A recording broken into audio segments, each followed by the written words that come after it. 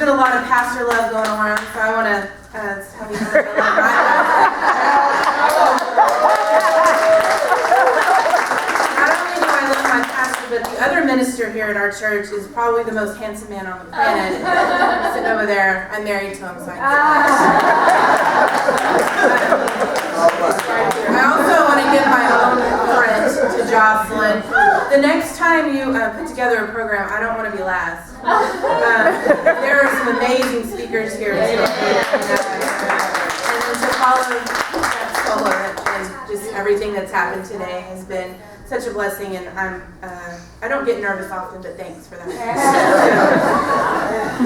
I know, way to go. So this may not go well. But Sister Maynard's going to clean it up for me, so it'll be fine. All right, so I was given this finding strength in Jesus is the topic that I was given. And it's coming out of 2 Corinthians 12, verses 9 and 10, or whatever what I was given.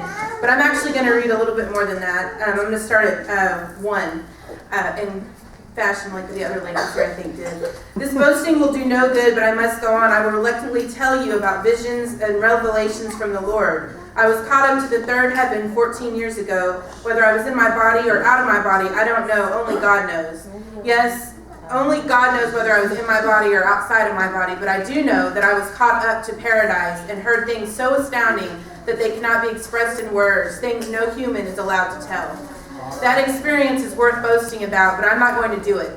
I will boast only about my weaknesses. If I wanted to boast, I would be no fool in doing so, because I would be telling the truth, but I won't do it because I don't want to give anyone credit beyond what they can see in my life or hear in my message, even though I have received such wonderful revelations from God. So to keep me from becoming proud, I was given a thorn in my flesh, a messenger of Satan to torment me and keep me from becoming proud. 3 different times I begged the Lord to take it away, and each time he said, "My grace is all you need. My power works best in weakness." So now I'm glad to boast about my weaknesses and in the insults and hardships, persecutions and troubles that I suffer for Christ. For when I am weak, then I am strong. Amen.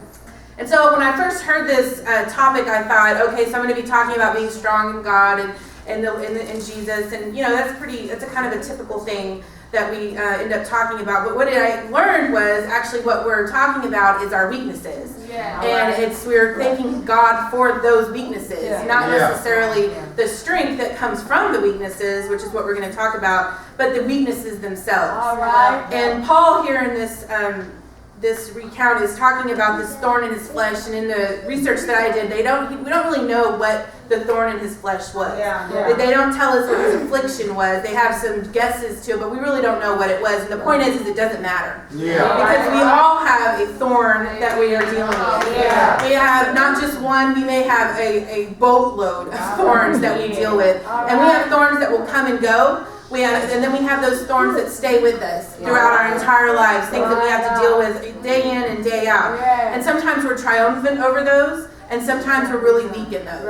But the point is that God uses those thorns to make us strong. He uses the thorns to remind us that we need Him. That's something that Paul mentions there. He says, I'm not going to boast about it, because he says that he has received some delivery from some thorns, right? But he keeps these thorns with us to remind us that we need Him. Because when life starts going pretty well, a lot of times, and Pastor Maynard was talking about this morning, is that when things are going pretty good, there's some folks don't come to church then because things are going pretty good, and we don't really feel a need to come here, right? But when things get bad, we run here quick, right? And so it's easy to come here when you are really down, right? But this thorn, I like to think of this as not the big things in life. A thorn is like when you get a splinter. Have you ever gotten a splinter? My oldest just got his first splinter about a month ago, and I was really proud of him. He was very brave when we took it out. But it was in there for a little while because we didn't realize that it was there, right? But it was something that was really aggravating him, and he would tell us it hurts every now and then, right? Every now and then he'd tell us it was bothering him. And it's just like anytime you get something in, like any kind of thorn that gets in you, it kind of might bother you for a little bit, but you can't even see it sometimes. You can't even see the thorns. We've ever picked roses. I used to pick roses in my grandmother's garden, and she would tell you to watch for the thorns. But it wasn't the big thorns you had to worry about. It was those tiny little ones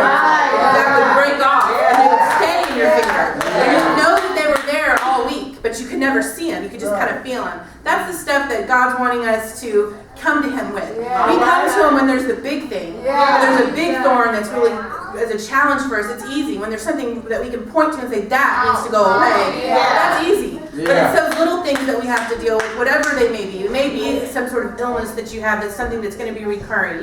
I was, before I had my first child, they had told my husband and I that we probably couldn't have children because I had endometriosis really badly. And I had been in pain for years and years. In fact, it started right after we got married. That's when I got into having this pain all the time. And I had that pain up until this last December when I had a hysterectomy. But what's so amazing to me about having that procedure done was that I had had that pain for so long, and it wasn't the kind of pain that I couldn't move, right? Sometimes it was where I couldn't move, but most of the time it was just this constant pain. It was just this constant thing that just kind of bothered me and made me tired and not happy, and it was just constantly there. What was the most noticeable thing to me after I had my surgery wasn't that the big pain was gone. It was like I would sit there and literally just out of nowhere just be like, I don't hurt. I'm not hurting. I don't have that pain anymore. But God made me go through that, and I know that it was a blessing. I know it's a blessing now because my children are truly my biggest accomplishment, my biggest joy in all of life. And I think that I really appreciate every moment, even when they're being crazy. I appreciate those moments because it was told to me that I wouldn't be able to do it. And then I did do it. And we were able to do that. And those are the things that God's using to make sure that you have some sort of testimony, because that is my testimony. And I've been able to talk to so many women who are younger than me and they're coming up and wanting to have children. My best friend's going through it right now. They're having a hard time, and I'm just like, you just need to pray. You just need to pray and believe. If that is what God's plan is for you, then it's going to happen. It doesn't matter what anybody tells you. The doctors can tell you whatever they want to, and because they will. They'll tell you like they know. And you've got to believe that they don't know. They have a lot of knowledge. They went to a lot of school, and I have to go to the doctor, but I know that they don't know what God knows. God has the final say on whatever it is. And He's going to use all of those things in life, all of these tribulations, all of your thorns. He's going to use them in your life to make you strong so that you can run a good race. Because you're not going to be a good missionary. You're not going to be a good pastor, a good choir member, a good anything if you're taking those thorns and thinking, oh, poor me, I have this thorn. If you're looking at that thorn and saying, you know what, that's going to turn into something awesome. That's going to turn into something that I can use to help other people. I'm sure most of you know how a pearl is formed, and it's one of my favorite things because it's a it's my birthstone. It's a beautiful. My husband cannot buy too many of those. Let's just say that. I love them. And so, but the way a pearl is made is by a tiny piece of sand getting inside this oyster and just annoying it.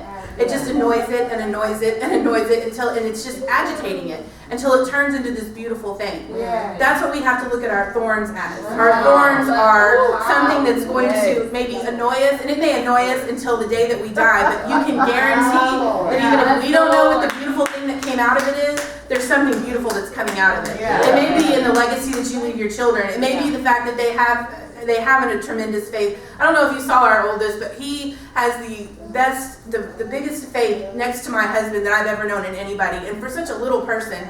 But you know, that was our thorn, and now it's something really beautiful.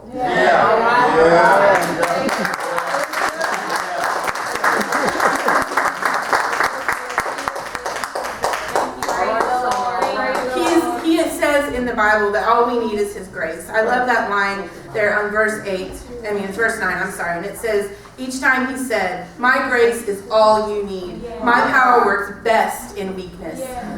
So whenever we are feeling the weakest, then we know from right there that means God's the strongest then. When we are the weakest, He is the strongest. And so it doesn't matter how far down you dip, He's got you. He is going to be stronger in that weakness. So thank God for our thorns. Thank you for this opportunity, Jocelyn. And clean it up.